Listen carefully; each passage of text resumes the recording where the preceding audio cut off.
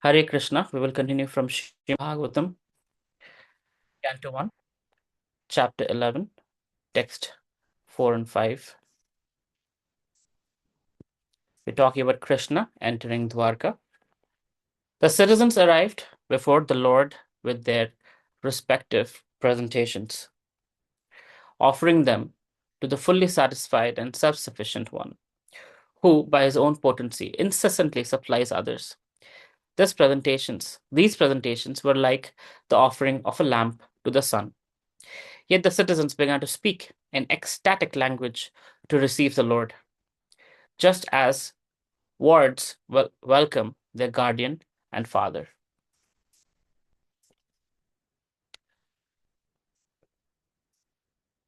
Somebody wants to read this translate?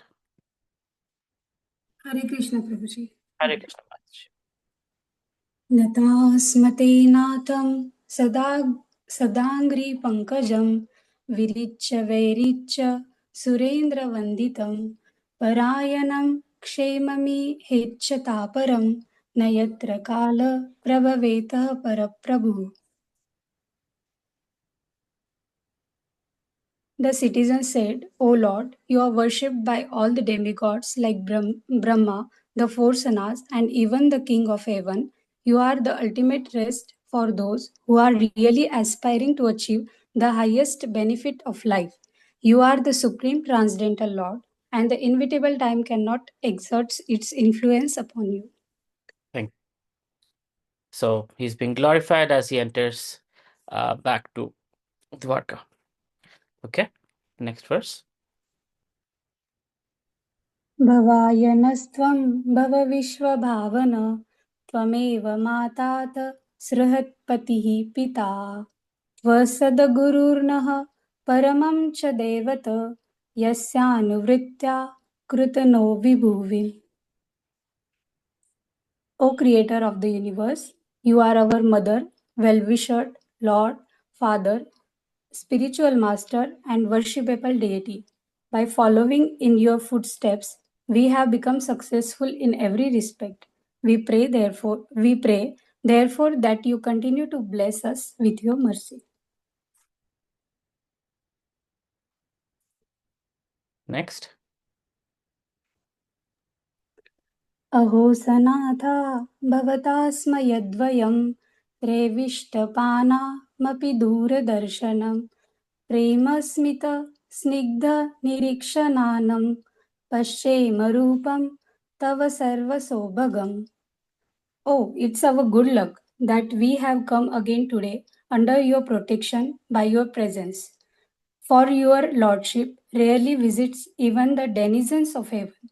Now it is possible for us to look into your smiling face, which is full of affectionate glances. We can now see your transcendental form full of auspiciousness. Oh, it is our good luck that we have come again today under your protection by your presence. For your lordship rarely visits even the denizens of heaven. How it is possible for us to look into your smiling face, which is full of affectionate glances. We can now see your transcendental form, full of all auspiciousness. I mean, there's not much to explain here, just the jubilation of the citizens of Dwarka as Krishna is coming back. I think it's pretty self-explanatory, so I'm just going to keep going through these verses. Mataji, please continue if you so desire. यर्ह्य अम्बुजाक्षाप ससार भूभवान् करुण मधुनवात सहृद दिदृश्यया तत्राब्द कोटि प्रतिमः क्षणो भवेत् रविर विनाक्षणोरिव नस्तवाच्युतः.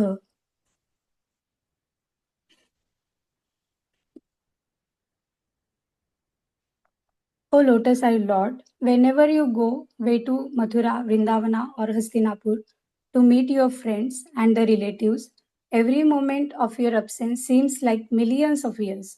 O infallible one, at that time our eyes become useless, as it bereft of sun. Thank you so much. So very similar feelings. Krishna is missed very much. Wherever he is, leaving Hastinapur, they're missing him. When he's leaving Dwarka, they're missing him. When he is leaving Vrindavan or Mathura, devotees are leaving their bodies. So it is a natural position of the soul to miss Krishna. Um, when we don't have that craving for the Supreme Personality of Godhead, then we should understand there is something wrong with us. In other words, the material disease. So, constitutionally speaking, our soul yearns for Krishna. But when we are materially contaminated, we are yearning for Maya, which is indirectly, you know, like the attraction for Krishna gets transposed to attraction for Maya.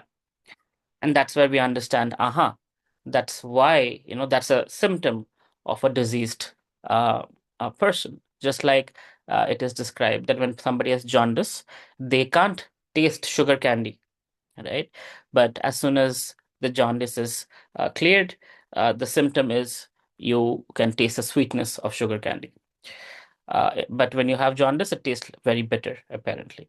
The same way, Krishna consciousness is like that. And here we see that whether it's the intimate love of the gopis for Krishna, whether it's the Hastinapur, the political, the diplomatic associates of Krishna, or whether it's Dwarka, the citizens who are under Krishna's rule, uh, wherever Krishna is not there, he is missed because he's such an attractive personality. The reason for studying Shrimad Bhagavatam and Bhagavad Gita is that we hear about him, about his attractive qualities, about his attractive pastimes, and thereby we feel that attraction for Krishna that we have lost over a period of time due to our ignorance, due to our disconnection with Krishna and his disciplic succession. Now that we're reconnected to the disciplic succession, by associating with devotees who have the attraction for Krishna in their heart, and by hearing through proper disciplic succession, we are able to reignite that attraction for the all attractive personality of Godhead. It is like how, if you take an iron nail and you take a magnet and you keep rubbing the magnet in one direction, the iron nail develops the characteristic of a magnet, and it's called polarization, right? So as you polarize the iron, I'm sure you have done in your physics classes, in high school and middle school, and then you bring that iron nail near iron filings and you see it's attracting iron filings just like a magnet would. Same way, by associating with devotees, by hearing Krishna Katha, by remembering Krishna, by cleansing the heart, by the process of bhakti, right? Our natural attraction for Krishna develops and we start missing Krishna.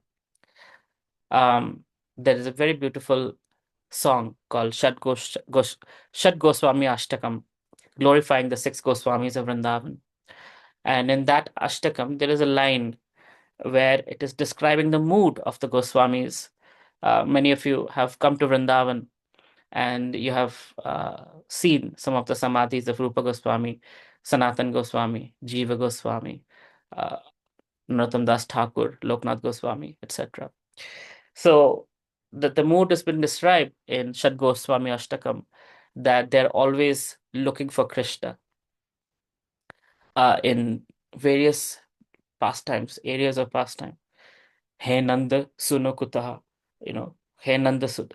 Nanda Sutta is Krishna, son of Nanda Maharaj. Kutaha, where are you? Right? They're constantly going here and there looking for Krishna, looking for Krishna. That's the mood. That's how the gopis' moods are also. They're always looking for Krishna. Where is Krishna? Where is Krishna? You know.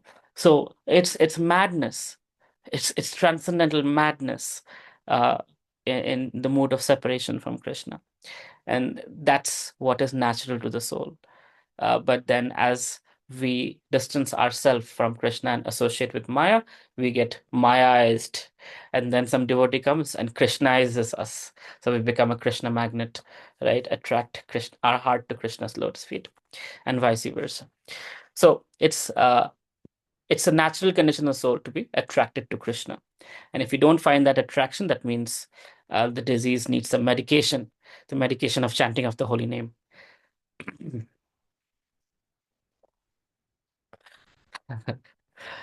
All right.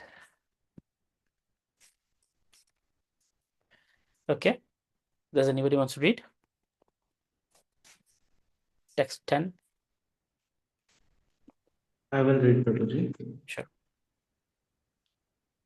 कथं वयं नाथ चिरोषिते ह्यै प्रसन्न दृश्यखिल तपः शोषणा जीवेनातिसुन्दरे हास्यशोभितम् अपास्यमान वदनं मनोहरम् इति चोरिता वचः प्रजनां भक्तवत्सला श्रवणो श्रवणोनुग श्रवणोनुग्रहं दृष्ट्या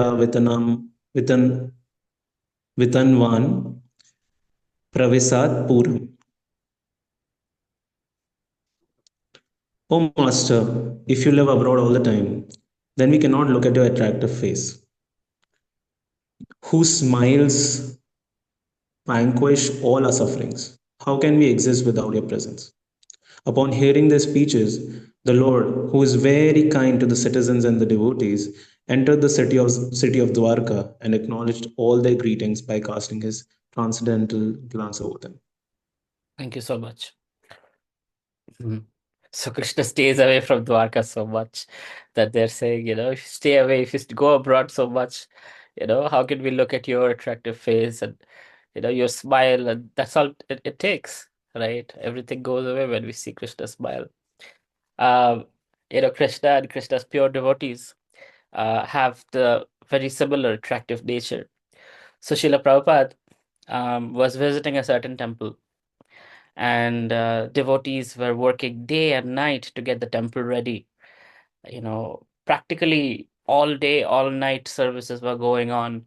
The deities were being put together. Prabhupada is coming to install the deities. Somebody's painting the deities' eyes. Somebody's decorating the altar. Somebody's getting the prasadam ready. Somebody's getting the flowers ready. Somebody's taking care of tulsi, garden. Every devotee is in every direction, working 24/7, trying, because Prabhupada's deadlines were very, very small, very short.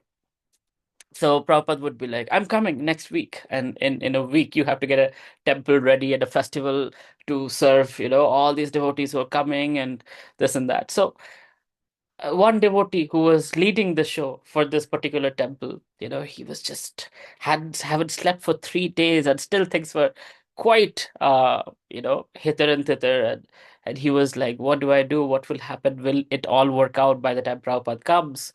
And he's in so much pain and tension, and he's not eaten much and not slept much. He's groggy. And then, you know, as Srila Prabhupada comes, everybody's, greeting Prabhupada, and he's not even able to make it to greet Prabhupada, because he's busy getting the last minute finishing touches done. And then everybody's given Prabhupada flowers, and Prabhupada is, receiving all everybody's greetings and gifts and everything. And then finally, he sees this person, and he says, "So, all okay? Everything good?" With a big smile on his face. And the devotee, he's describing later on that just seeing Prabhupada smile, for him, everything was topsy turvy. But moment Prabhupada says, "Is everything okay?" He said, "Yes, Prabhupada, everything is okay now." Right? So that's the beauty of a pure devotee's just presence. You don't have to say much, you don't have to do much. By just the presence of a pure devotee, our so-called big problems become tiny, insignificant, and we realize how insignificant those problems are in comparison to Krishna and association of Krishna's devotees.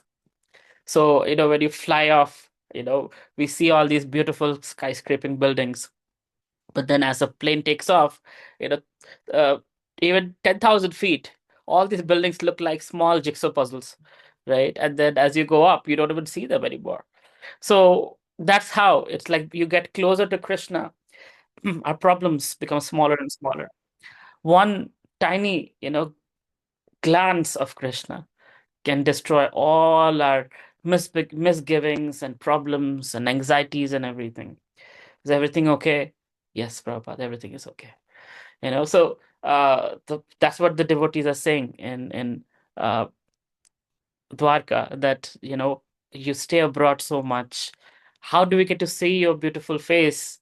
And by seeing your beautiful smile, all our problems go away. So gopis, uh, they were yearning for Krishna for 100 years.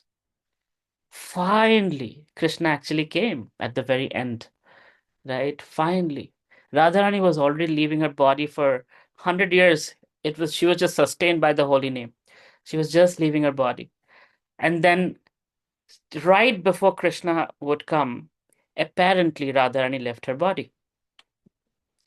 And Radharani's so-called husband, he's always called a so-called husband because who can be Radharani's husband? But for the Leela pastime, Radharani was married to Abhimanyu. And, you know, Abhimanyu was crying at Radharani's lotus feet, holding her lotus feet. That, you, I mistreated you, my mother, my sister, this, that. And as soon as Krishna enters, just by the smell of the Vaijanti Mala that Krishna is wearing, Radharani comes back to consciousness. All these gopis who had cried literally rivers and rivers of tears, all of them become jubilant by Krishna's presence, just because Krishna is there. And by Krishna's presence, there is celebration, right? And this is what is celebrated in Gundicha when the Rath Yatra cart, the Rath cart comes back to Gundicha. This is the pastime that is being manifested as spoken by Bhakti Purushottam Maharaj. He has done his research from the various scriptures, and he describes that Krishna comes back to Vrindavan, and finally Radharani is breathing again, and all the gopis, and there is celebration, and Krishna goes to his aunt's house. In Bengali we say Mashir. So he goes to his aunt's house, and there, doors are locked, and Krishna with all the gopis and Radharani, and there is like ecstasy going on. In the meantime, all the Dwarka queens decide to come. Like, what is Krishna doing with the gopis at Vrindavan? We also want to be part of it. And as they come in, the the Dwarpalakas are like, nope, you're not getting in there. That is absolutely private, sanctuary for Krishna. You're not. And the wives are like, we are wives, we are Lakshmis, for God's sake. How can we not be allowed to enter? So this particular pastime is also reenacted every year, where as Jagannath is having wonderful pastime at Gundicha, Lakshmi Devi leaves the temple of Jagannath, gets on a chariot, and with all her servants are wearing gold and jewelry and everything. And she comes in, and then at Gundicha gate, she's stopped. She's not allowed to enter. She goes back angry. And then when Jagannath comes in, she locks the door for Jagannath temple. And Jagannath is not allowed to enter for 3 days. No food for Jagannath. Imagine Jagannath who eats Chappan Bhog 56 times in a day, 24 hours in a day. That means every half an hour Jagannath is eating. Such a lord is not allowed to eat for 2 3 days. Lakshmi Devi takes like, you're not coming back in. So this pastime of Jagannath Rath Yatra is actually Krishna coming back to Vrindavan and Krishna's pastimes, and the Krishna, and right after this whole thing happens, Krishna actually goes back to Godhead, and Kali Yuga sets in thereafter. So, long story short, I just went in a whole different direction. But long story short is that by Krishna's presence, even the most difficult of difficult times, the most saddest of sad things, just gets evaporated, and that's all it takes. So when we are in such situation, just become Krishna conscious. Problems will vaporize. O Master, if you live abroad all the time, we cannot look at your attractive face, whose smile vanquish all our sufferings. How can we exist without your presence?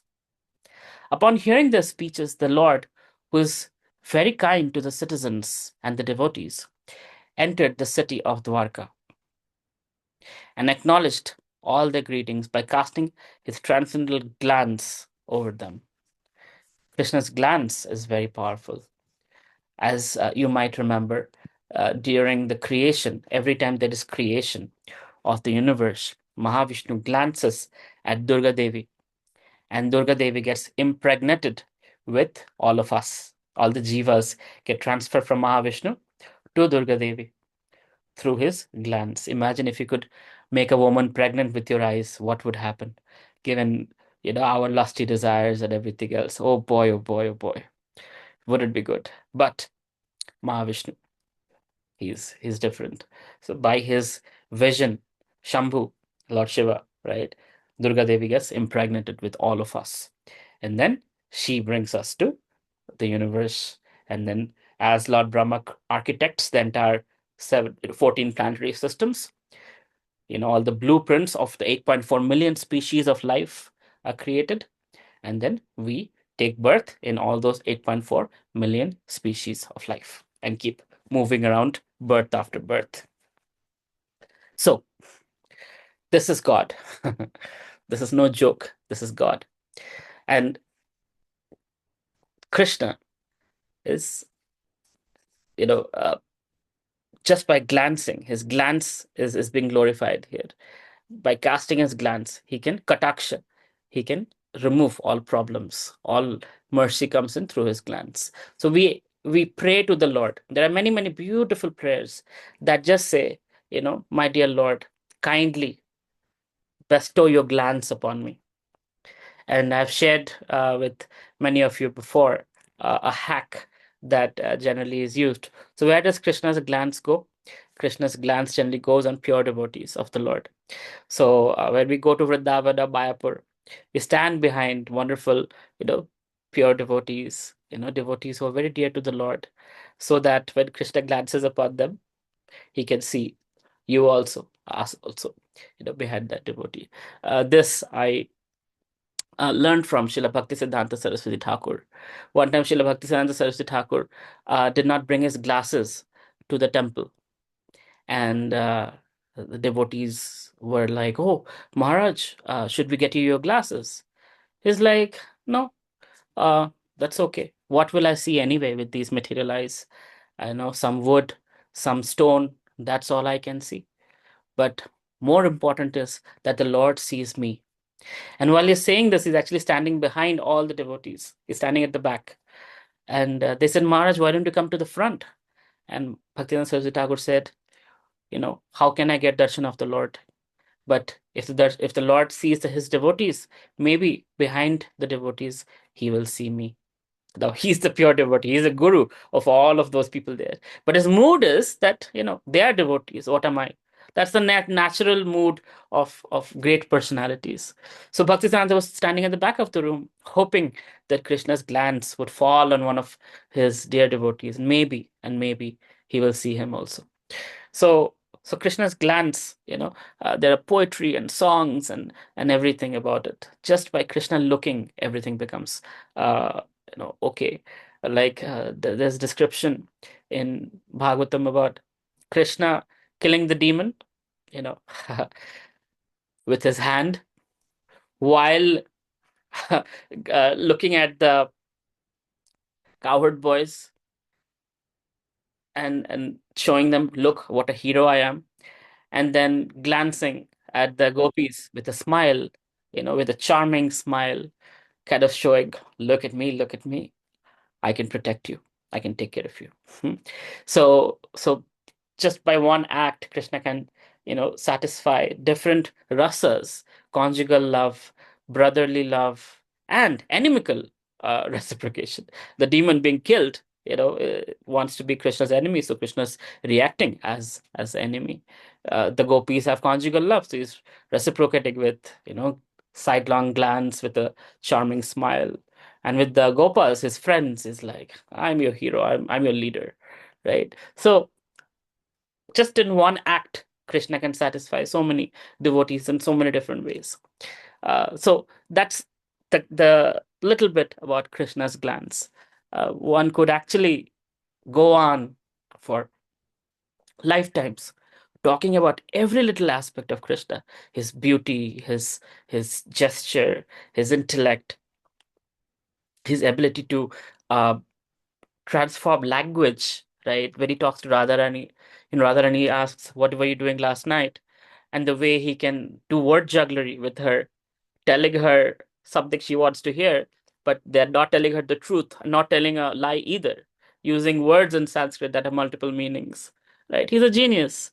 He is perfect in every single way because everything comes from him. Ham sarvasya pravaho. So he's the summum bonum of all qualities, good, bad, ugly. Everything is within him. So,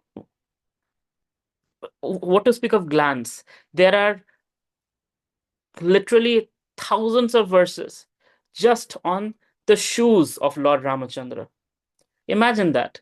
On the flute of Krishna, right? There's so, like, every little detail about Krishna, volumes and volumes and volumes of glorification can be attained. So imagine the nature of our dear beloved Krishna. So joyful to talk about him. Okay, next verse. मधु भोज दशार्हार पुकुरारान्ध कवृष्णभि आत्मतुल्य बलैर्गुप्तां नागैर्भोगवतीम् इव. As Bhogavati, the capital of Nagloka, is protected by the Nagas, who so was Dwarka protected by the descendants of Vrishni, Bhoja, Madhu, Dasharaha, Araha, Kukura, Andaka, who were as strong as Lord Krishna. Okay, next.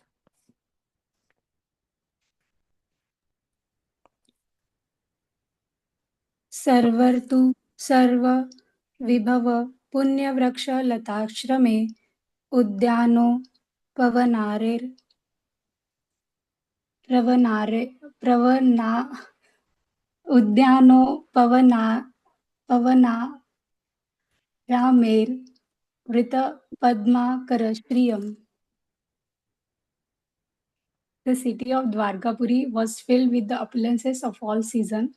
There were hermitages, orchards, flower gardens, parks, and the reservoirs of water, breeding lotus flowers all over. Okay, okay, there's a long purport. Perfection of human civilization is made possible by utilizing the gifts of nature in their own way. As we find herewith in the description of the opulence, Dwarka was surrounded by flower gardens, fruit orchards, along with reservoirs of water and growing lotuses. There is no mention of mills and factories supported by slaughterhouses, which are the necessary paraphernalia of the modern metropolis. The propensity to utilize nature's own gifts is still there, even in the heart of modern civilized man. The leaders of modern civilization, the leaders of modern civilization select their own residential quarters in a place where there are such natural, beautiful gardens and reservoirs of water. But they leave the common men to reside in congested areas without parks and gardens. Herein, of course, we find a different description of the city of Dwarka.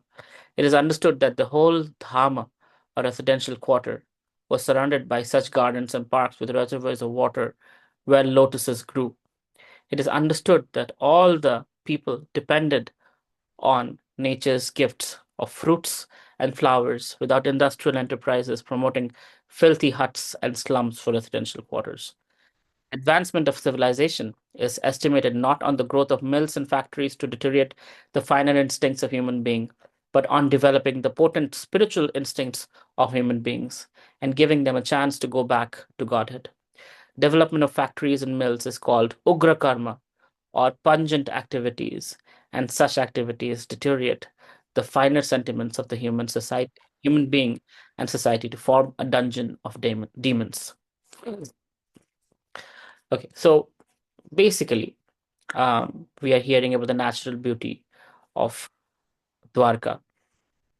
And as we are hearing that Prabhupada is giving the purport of modern society where we are losing the natural beauty of planet Earth and there's pollution and this and that. Now we have come around to it where we are focusing on sustainability, cleaning the rivers, cleaning the roads, sustainable agriculture and solar power, wind power, all of that, because not because we have become Krishna conscious, but because we realize our end is very near. We are, uh, Earth is getting rid of resources. Oil is getting out there. Soon many resources, natural resources, won't be uh, available anymore. So, given the greed of human society, we have uh, turned something beautiful and natural into things that are in the name of economic development have destroyed Mother Nature. So there is that cycle, where Bill Prabhupada was speaking about this. There was tremendous industrialization, and all kinds of things were happening. And today, as we see, we are trying to kind of minimize our carbon footprint and everything else, and that's more in line with the natural Vedic way of living. And that's why, we have the Govardhan Eco Village and Gitanagri, and ISKCON has so many farm communities around the world. Uh, Quite a few, actually. New Taliban, New Vrindavan. In America itself, there are, I think, 4 or 5 such farm communities. So, because Prabhupada's vision was that children growing up with Mother Nature, it gives them that sense of uh, connection with nature. It's more stress relieving. It's more natural for us to be with nature. I mean, duh. So ISKCON as a community, we have lots of such farm communities where cows are there, uh, grass pastures are there, water bodies are there. I was fortunate to be in Kathmandu, where it's a very beautiful temple complex where a nice stream is passing by, and right next to the temple is uh, Burha Nilkantha. There's a deity, Shalagram deity of Vishnu, and this stream that is flowing through the ISKCON premises is called Charnamrita. It's considered the Charnamrita of Lord Narayan. And the sound of when I would turn off the lights at night and there was pin drop silence, it would be only the sound of the water flowing, and the fireflies flickering, and maybe sometimes some birds, or the leaves bristling in the wind. It was such an experience, to be there. Before I came there, they invited me. I was there for a different conference, but the devotees invited me to come and speak. And I was like, well, do you have Western toilet? Do you have air conditioning? Those are my 2 questions. They said, we have Western toilet, but we don't have air conditioning. You won't need it, Prabhuji. I was like, oh no, I'm done for. And it was summer, right? So where I was staying, I think it was Radisson or something, obviously I was constantly in air conditioned mode. And as soon as you go to the road, there's pollution and heat and everything. And I was like, oh God, they don't have air conditioning. There's going to be so austere, but it's okay. It's for preaching. Let me go. Oh my God, once I reached there, it's on the foothill of the Himalayas. So it was already very cold, right? Not once did I need air conditioning. It was just natural calmness, and the breeze was cooling, and it was just amazing. So, little bit what I have experienced with our thanks to Srila Prabhupada and his disciples, creating this oasis within the modern society where you get to be with nature. You have communities that are surrounded around the deity, the temple, the cows, the grahastas, the brahmacharis, the vanaprasthas, right? They all live in harmony with each other. The the the idea is to work together to serve the deities, to serve the community, and simple living, high thinking. Of course, it's hypocritical of me to say all these things since there's nothing simple about my life. Having said that, I can take simplicity for 2 3 days, and it's a nice distraction. Because my nature is such. I can't live in. I'm a city boy. I like cities. I like to be around sound and noise and people and shops and you know amenities. But having said that, It is always nice to be in Vrindavan for 4 or 5 days a year, or go to some farm community, once in a while, and it's just nice to be connecting with nature. Anyway, so that's what's being described about how Dwarka was, right? And Prabhupada is taking that opportunity to share that today we have gone far from this kind of beautiful natural surroundings. Okay. Gopuradwara margeshu krita kautuka toranam chitradvaja pataka grer anta pratihatatapam anta pratihatatam hatatapam. The city gateway, the household doors, and festooned arches along the roads were all nicely decorated with festive signs like plantain trees and mango leaves, all to welcome the Lord. Even today we do that. We call it Amrapallav, leaves of mangoes and banana leaves and everything. They're used for various uh, festivals and stuff. So back then also that was there. Flags, garlands, and painted signs and slogans all combined to shade the sunshine. So warm welcome to the Supreme Lord. Samarjita Mahamarga Rathyapanaka Chatvaram Siktam Gandha Jaler Uptam Phala Pushpaka Satankure. The highways, subways, lanes, markets, and public meeting places were all thoroughly cleansed and then moistened with scented water. And to welcome the Lord, fruits, flowers, and unbroken seeds were strewn everywhere. So, city planning, huh? We think we are modern cities now. Imagine we're talking about highways, roads, lanes, public meeting places, right? So we can understand from that that Dwarka was nothing less than a modern city. Of course, one of the criteria back then was that the houses wouldn't be taller than the king's palace. And the tallest thing, you know, would be generally the temple. So here Krishna's palace is the temple, Dwarkadish. He's Dwarkadish. So that's the tallest building, and everything else cannot be taller than that. But in terms of city planning and everything, we can see that Dwarka was a very nicely architected modern city. And does anybody know who was the architect of Dwarka? Anybody knows the architect of Dwarka? Who planned the city? Who built the city? Arjuna? Vishwamitra is no Vishwakarma. Vishwakarma. Very good. Krishna just gave order to Vishwakarma, make me a city. And overnight, Vishwakarma had the city ready. So, what an architect, huh? Krishna's whole city was built by Vishwakarma. Nicely planned and everything. Dwari Dwari Grihanam Cha Dadhi Akshata Phalik Subhi Alankritam Purna Kumbher Balibhir Dhupa Deepake.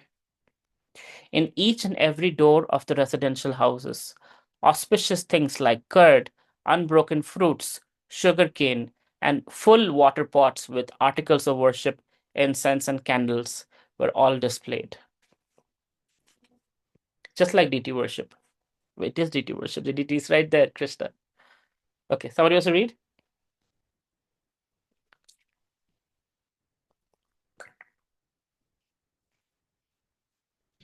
Hare Krishna Prabhuji, I'll try. Mm-hmm.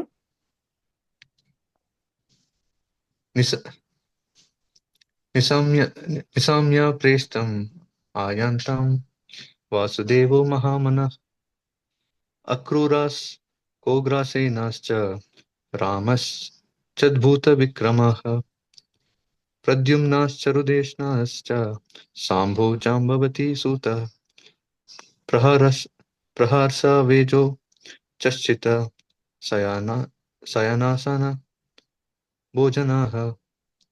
Translation. On hearing that the most dear Krishna was approaching Dwarka Dhama, magnanimous Vasudeva, Akrura, Ugrasena, Balarama, the superhumanly powerful, Pradyumna, Charudeshna, and Samba, the son of Jambavati, all extremely happy, abundant resting, sitting, and dining. Hare Krishna. Hare Krishna. So obviously, the hearts of the devotees have been waiting for a long time. See, everywhere Krishna goes, there are a set of devotees, right? It's uh, and also for us, because of ISKCON, as it was stated by Srila Prabhupada's astrologer when he was a child, that this boy will build a house that the whole world can live in. Similarly, when we go to any country, any city, any place, there are so many devotees, who are there, and they're greeting, and you feel like you're moving from one family to another family to another family. Um, I'm in Bangalore right now, and I'm almost scared to say this. I forgot to tell Praveen Prabha I'm in Bangalore, but this trip. Prabhu, Hare Krishna. We'll connect, bro. We'll connect. But for the last 3 days, there's been all these wonderful devotees, feeding us prasad. So my best friend Ishadanandan flew in, so I also flew in for work as well as for his association, and it's so nice. So many devotees are inviting us and everything. Not So. fair, Prabhu, not fair. Sorry to interrupt. Not fair. Just not fair. We'll connect. So it's always wonderful to have family away from family wherever we go, and thanks to Srila Prabhupada, he has made such an arrangement that wherever we go, there's prasadam available, there's devotees available, there's sankirtan available, even in Muslim countries, even in countries where Sanatan Dharma is forbidden. Still, devotees, if they have the right connects, can find access to association, the holy name, and Mahaprasadam. What else do we need? So just like Krishna is having his set of devotees in Vrindavan, and then his set of devotees in Mathura, another set of devotees in Hastinapur, another set of devotees in Dwarka. It's like now Srila Prabhupada has expanded it so nicely that every town and village you go to, every major town and village you go to, you will find Krishna's devotees there, speaking different languages, wearing different kinds of clothes, different kinds of food, but devotees of Krishna nevertheless. And that's a great fortune to be in such a wonderful worldwide movement. Sorry, Praveen Prabhu, I'm very sorry.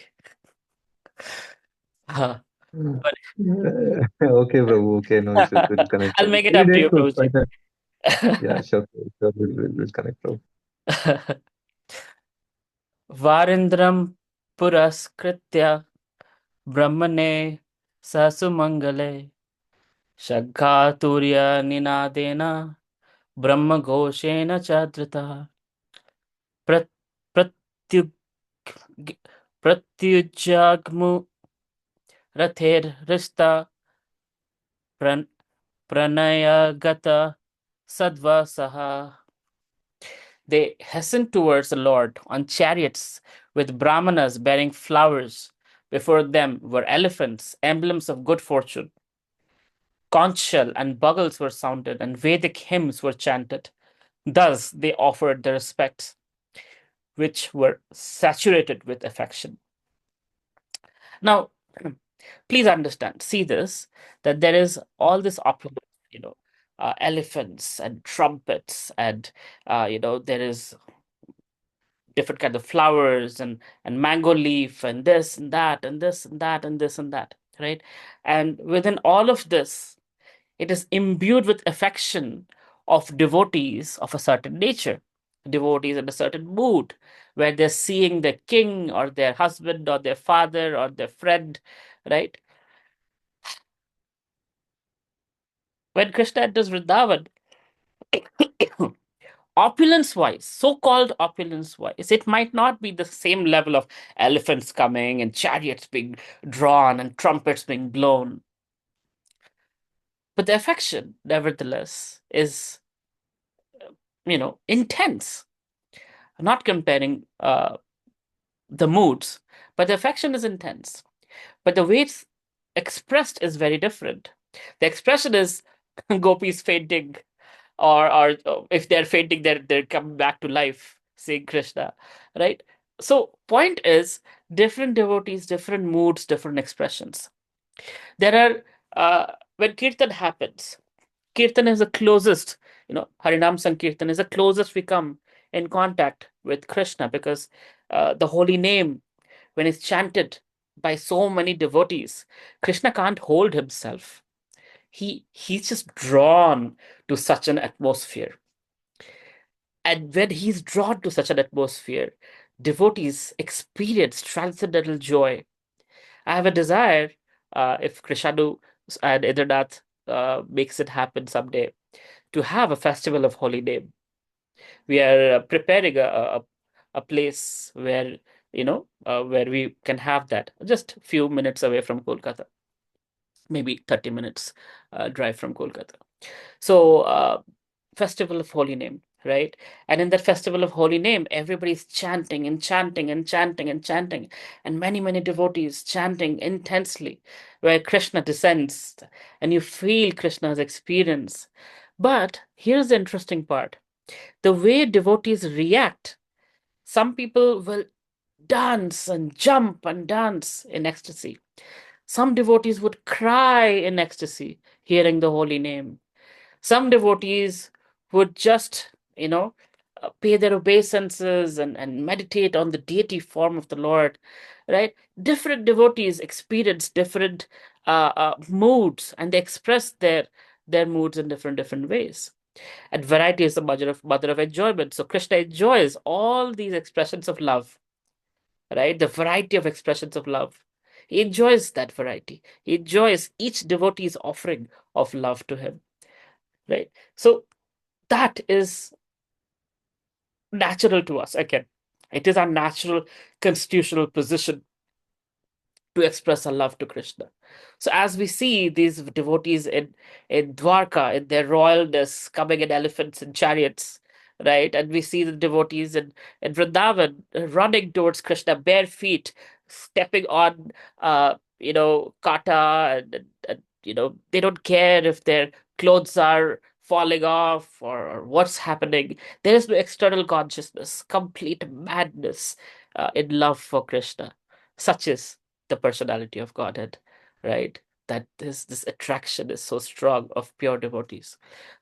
Now, same thing is happening here also, because Kali Kale Nam Rupe Krishna Avatar. In the age of Kali, Krishna appears in the form of his holy name. So when we do Harinam Sankirtan, when we chant the Hare Krishna Mahamantra, guess what? The Supreme Lord is present through the holy name, and we're associating with him, just like the gopis were associating through Rasalila dance, just like the various pastimes that happen in Vrindavan, right? It's not different from that when we are in Harinam Sankirtan. So Krishna willing, we will go to Puri, and I have a vision that, on the beach of Puri, we can all chant and dance in ecstasy, around bonfire or something of that sort, where we can do Harinam Sankirtan on the beach while enjoying the breeze of the ocean, and the waves and everything. Uh, Again, we are dependent on the mercy of devotees, Krishna Indranath. If PF Yatra, they manifest, that would happen, Krishna willing. That would be wonderful, right? And With the your blessings, Prabhuji, it will happen. my desire is there. I'm not qualified to bless, but the desire is there. Krishna hopefully will empower you both to make it happen. But that's what I would love for all of us to experience, the Harinam Sankirtan, and experience Krishna, his association, his presence, his magnetic attraction, that is there. And once we experience that, there is no going back. For those of us who were there for Vrindavan last year, by the arrangement of Krishadu, we were able to get the boats, right? And in the boat, we started singing kirtans and everything. And suddenly we saw literally thousands and thousands of doves, seagulls, I think, not doves, seagulls were, attracted to the area where we were singing in the Yamuna River. And we were in ecstasy. The doves were in ecstasy. The other boats who were hearing us were in ecstasy. Everybody was feeling joy, being in the lap of Mother Yamuna in Vrindavan and chanting the holy names of Krishna. And that's how we celebrate. That's our real celebration. So we say the celebrations in Dwarka, in the mood of Dwarka, the mood of royalty, right? And our Chaitanya Mahaprabhu, who has given us the mood of Vrindavan, our celebration is by chanting the holy name very, very loudly. Hare Krishna, Krishna Krishna, Hare Hare, Hare Rama, Rama Rama, Hare Hare. By chanting, we invite Krishna to the Vrindavan of our heart, right? We say, my dear Krishna, I'm cleaning up the throne for you. I'm cleaning up my heart first from all the lust, greed, envy, pride, delusion. And then I'm making a beautiful jewel embedded throne in my heart. I invite you, my dear Krishna, please come and take seat in the throne of my heart. Please, manifest yourself there. So, same thing, right? When we chant the holy name, we're inviting Krishna to enter our heart and stay there and interact with us and be our best friend. Suhridam sarvabhuteshu, riddeshe arjuna tishtati. Right? I'm the well-wisher of all living entities. Riddeshe, in the heart region I reside. So, anyway. All right, we have 3 minutes left. I want to pause and see if we have any questions, reflections, anything you want to share, any realizations.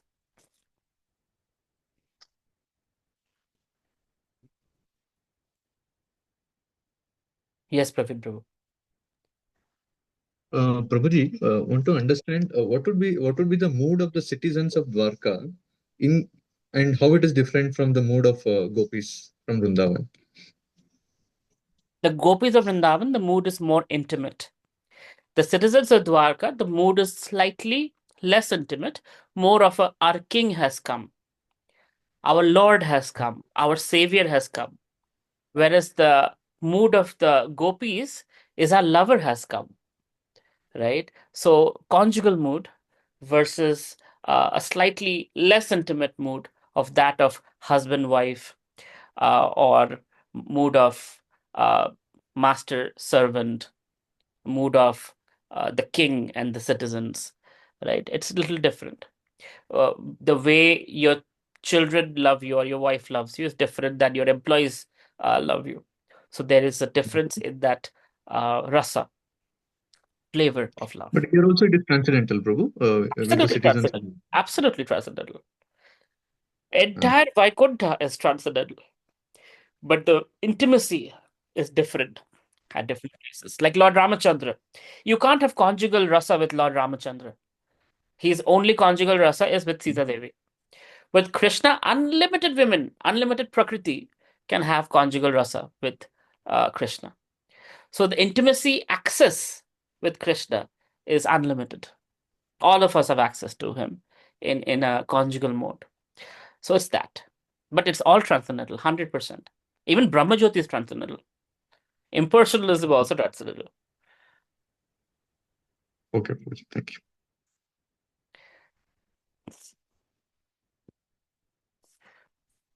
Who carried Lord Krishna to Dwarka from Vrindavan? Who carried Lord Krishna to Dwarka? He went in his chariot. We learned that, right? Vibhuti Mataji, eagerly waiting for the upcoming Yatra to Puri. Yes, we're looking forward to that, Krishadu. All right. Any other questions or sharing of realizations? Okay. Thank you very much. Srila Prabhupada ki jai. Shrimad Bhagavatam ki jai. Hare Krishna. See you next Friday. Hare Krishna, Prabhuji. Hare Hare Krishna. Hare Krishna. Krishna, Prabhuji. Hare Krishna. Hare Krishna, Prabhu.